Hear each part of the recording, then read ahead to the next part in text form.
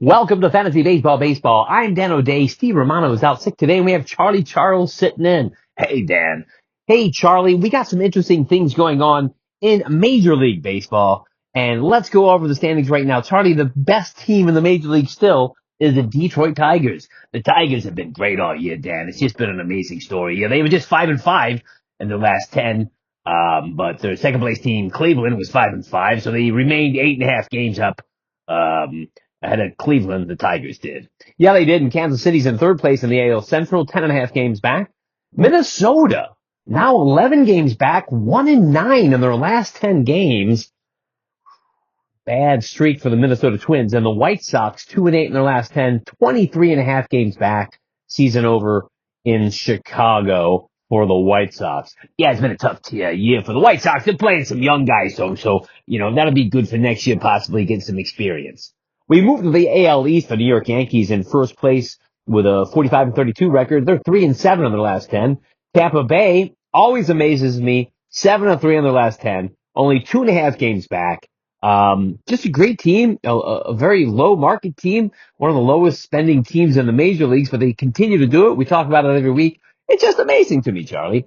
Yeah, the Tampa Bay Rays are just an amazing team, a great organization. They seem to keep making the right moves, finding the right players, and they always seem to be in contention. Toronto Blue Jays next, 41-36, 5 games above 500, 4 games back for the Yankees. Boston, 1 game above 500, 6 games back. And then the Orioles, 12 games back, 6-4 in the last 10. The Red Sox are 7-3 in the last 10 also. This league is tightening up a little. Yeah, it is tightening up a bit. I see the Boston made that big trade and 7-3 in the last 10, and they're playing well after losing probably the best hitter. So it's very interesting. It is interesting indeed. And then in the AL West, Houston's in first place, 5 games up on Seattle. Houston 7-3 in their last 10. Seattle 6-4 in the last 10. They're 2 games above 500. Texas is 2 games below 500. They're 7 games back. The LA Angels, 4-6 in the last 10, are 7.5 games back, 3 games below 500. And the A's, 6-4 in the last 10, 14 games back at 32-48. The A's got some good young players, though. I like that team, and they need to find a city. This is true. They really do need to find a city. We're looking at run differential in the American League. And the best run differential, of course, would be the New York Yankees at plus 110. They've scored 395 runs and only given up 285 runs. Second best team and run differential is the Tigers, who've scored 391 runs, almost as many as the Yankees. Well, they've given up 309 runs, but obviously the cream of the crop, the Detroit Tigers, and the third best team in the American League on run differential, believe it or not, get this, I know it's hard to believe, is the Tampa Bay Rays. They're plus 70 in run differential. They've scored 371 runs, which is really good. Only 24 runs behind the Yankees for the best in the American League, and they've given up 301 runs, 8 less runs than the Tigers. So once again, Tampa Bay amazes me. Amazing organization. I'm very impressed with the Rays always. Wow, didn't even not know that about the run differential for them. They had definitely a good week, last 10 games at 7-3. Now we move to the National League.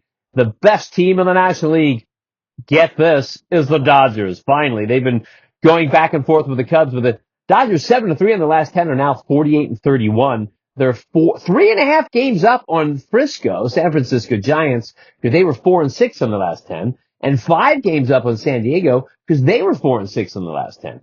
So the Dodgers made a little room in the last 10 to get a little farther up. That was a very tight division all year long. Now Padres 5 games back. Arizona 1 game above 500, 8 games back, 6-4 in the last 10. And then Colorado 5-5 in the last 10, which is good for them. They're 18-60, playing at a .231 percentage, 29.5 games back. That is tough. Yeah, and it was talking about run differential. They've minus 202 difference. They've given up 478 runs this year. Wow, that's a lot of runs they've given up this year. Let's move to the NL Central. The Cubs, they do have the third best record in the National League now. They're 46-31. They're 5-5 in the last 10. Milwaukee 7-3 in their last 10. Now only 3.5 games back of the Cubs. The Cardinals 6-4 in their last 10, only 4.5 games back of the Cubs. And Cincinnati 5-5 in the last 10, only 6.5 games back, 2 games above 500. And they just called up their best pitching prospect, Chase Burns. Yeah, Chase Burns is a blue chipper. He's been compared to Skeens, and that's a big comparison. He's a rookie. We don't know how he's going to pitch, but he's got a big upside. Yeah, the Reds are calling him up because they are in the hunt, really. They're definitely in it still. And then the Pirates are last in the division, 16 games back, 3-7 in their last 10. When it comes to run differential, the Cubs are plus 96, scoring 417 runs, which leads them, the Central. Second to the Dodgers, 442 runs scored. The Dodgers are plus 78 because they've given up 364 runs to the Cubs, 321 runs. So the Cubs getting better pitching than the Dodgers right now. Very interesting. I wouldn't have guessed that. And then we move to the National League East. The Philadelphia Phillies now in first place ahead of the New York Mets by 1 game. The reason, the Phillies are 8-2 in their last 10, and the Mets are 2-8. That's not good for the Mets. Losing Senga, it's not a good thing for them. They are down spinning right now in New York. Atlanta, 7-3 in their last 10, keeping pace, but 11 games back and 6 games below 500. The Nationals are 15 games back, 2-8 in their last 10, and Miami, 15 games back also, 6-4 in their last 10. The Phillies are playing well right now. The run differential is only plus 41 because they've given up 328 runs. Yeah, they've given up a decent amount of runs. They've scored 369 runs, which is, not even, it is third in the National League. So they're playing well. 8-2 in the last 10. It's good to see the Phillies doing well. That's my team, my favorite team, the Phillies. Their pitching has been phenomenal. Suarez and Sanchez and Wheeler have just been really, really good.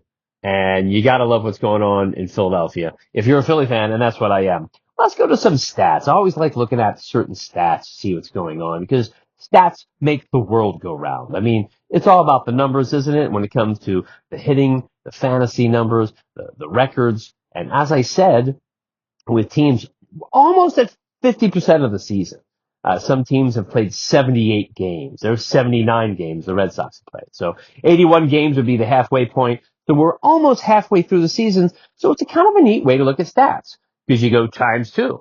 And we always do the Aaron Judge watch. Aaron Judge, the best player in Major League Baseball. He's batting 367 now, Dan. And, I got to tell you, he's still the cream of the crop. Yeah, he is. Aaron Judge, 367, coming down to earth a little from that 390 of a few weeks ago, but he leads in average. And then Wilson, yes, Jacob Wilson, the rookie, batting 349. That's amazing to me. And what a great rookie. He's having a fantastic rookie year. 9 home runs. I didn't think he had power, but he's on pace for about 18. And then the next few spots are interesting to me. Will Smith is batting 328. And the reason that's interesting to me, because Will Smith has, had 4 years of over 400 at bats, and his highest average before this year was 261 with, over 400 at bats. So he is now batting 328. Very interesting. Great year for Will Smith for the Dodgers. Pena, the Astros shortstop, batting 326. Same kind of deal. He's, had over 500 at bats the 3 previous years, and he's batted 253, 263, and 266. He's batting 326 this year right now. And he's in 4th place in the major leagues in average. And then Aranda from Tampa Bay. One of the reasons the Rays, Jonathan Aranda, he is playing great. He's batting 325.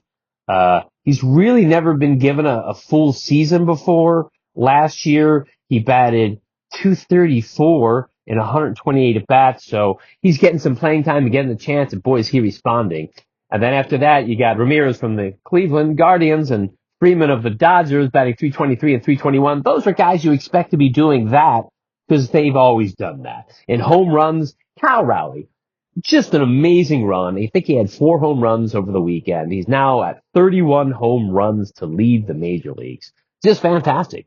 Cal Raleigh is just having an amazing year. There's been MVP talk. Obviously, we're only halfway through the season, but he's also a catcher and a good catcher, and that's got to go into play when you're considering who's the most valuable player. I'm really impressed with Cal Raleigh's streak. he's a great player for Seattle Mariners, and it's nice to see them playing decently, but not as good as Cal. Yeah, Cal has been the cream of the crop in Seattle without a doubt. Judge second in home runs with 27, then Ohtani with 26, Suarez with 25, and Schwarber with 24. Rounding out the 20s, Crow Armstrong with 21, Wood with 21, and Carroll with 20, and Suzuki with 20. The Cubs with that Crow Armstrong Suzuki combination, really nice.